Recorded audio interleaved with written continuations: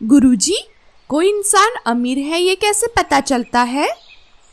बच्चों, आप सब सुनना चाहते हो इस बारे में?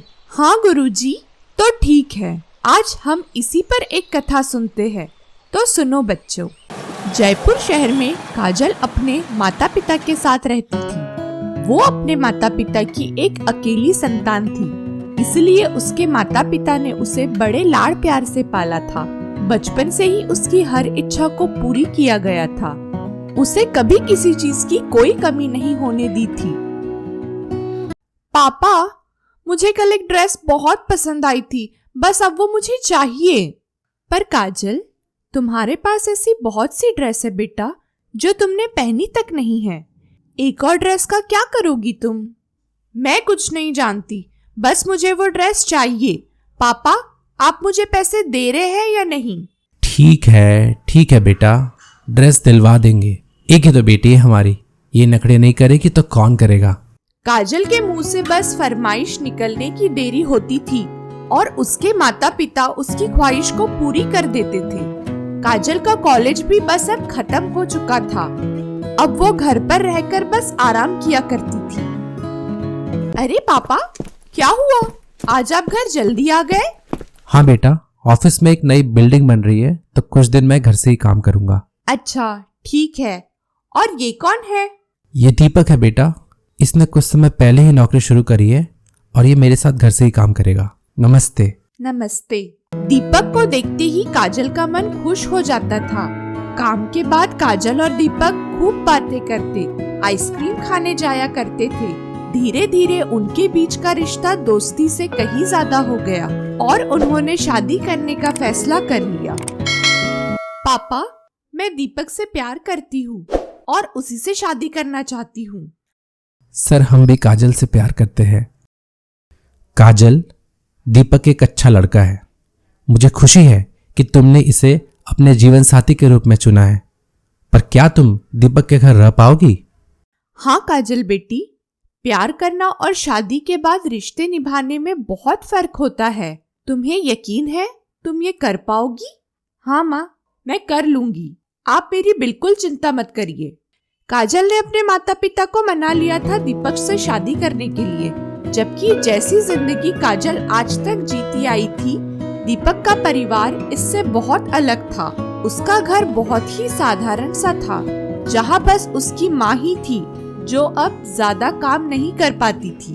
अब मेरी सारी परेशानी दूर हो गई। अब मैं बस आराम करूंगी। अब मेरी इतनी प्यारी बहू जो आ गई है।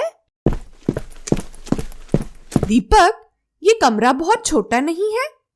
हाँ काजल, पर अब जैसा भी है हमारा है। तुम्हें धीरे धीरे आदत हो जाएगी, तुम चिंता मत करो। काजल दूसरे दिन रसोई में जाती है तो उसे कुछ समझ नहीं आता, क्योंकि उसने आज तक कभी कुछ काम किया ही नहीं था। पर उसकी सास उससे कुछ नहीं कहती, वह उसे प्यार से समझाती है। बेटी, आओ, मैं तुम्हें खाना बनाना सिखा देती हूँ।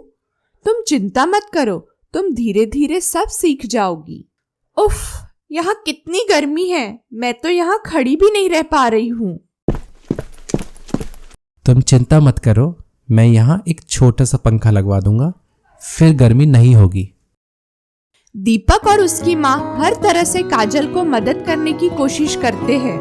अगर काजल से गलती भी हो जाती तो वो उसे हंस के टाल देते हैं, लेकिन काजल को तो अब ये सब रास नहीं आ रहा था। वो हर चीज में कमी निकालने लगी थी। ये क्या बात हुई काजल, आज तुमने फिर बाहर से खाना मंगवा लिया? अब तो आए दिन हर चीज पर गुस्सा होने लग गई हो तुम।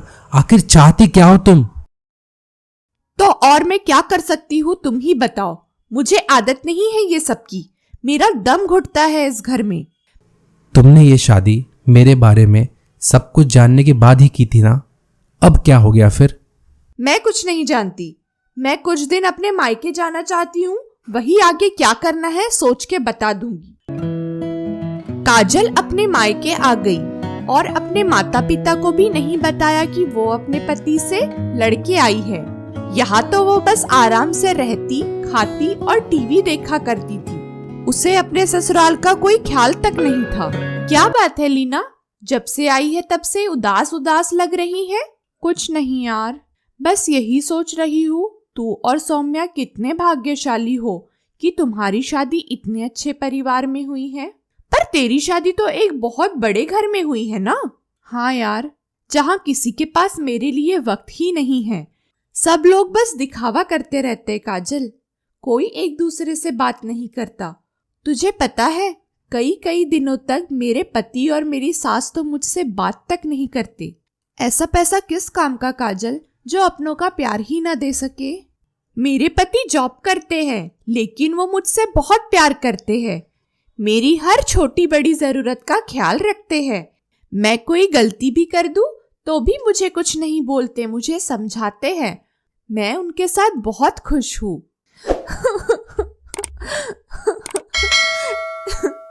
ये मुझसे क्या हो गया? क्या हुआ काजल, तुम रो क्यों रही हो? आज तुम दोनों की बात सुनकर मुझे समझ आ गया कि मैं क्या छोड़कर आई हूँ। मेरे सास और पति भी मुझसे बहुत प्यार करते हैं। हम तीनों साथ में बातें करते थे, खाना खाते थे, रात को आंगन में बाहर बैठते थे, और मैं ऐसा खूबसूरत परिवार छोड़कर यहाँ बैठी हूँ। पर अब तो तुझे समझ आ गया ना, अब अपनी गलती सुधार ले। काजल को अपनी गलती का एहसास हो गया था।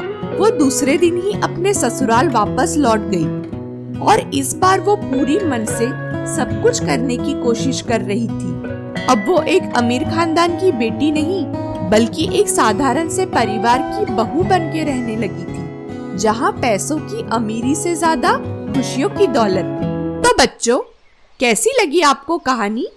बहुत सुंदर कहानी थी गुरुजी। शाबाश बच्चों, शाबाश। हमें कभी भी अपने पैसों पे घमंड नहीं करना चाहिए। परिवार की सुख शांति ही सबसे ज्यादा जरूरी होती है। ऐसी ही और कहानी देखने के लिए हमारे चैनल गुरुकुल कहानियों को लाइक, सब्सक्राइब और शेयर जरूर करें। तो मिलते हैं अगली कहानी के साथ। तब तक के लिए नमस्कार।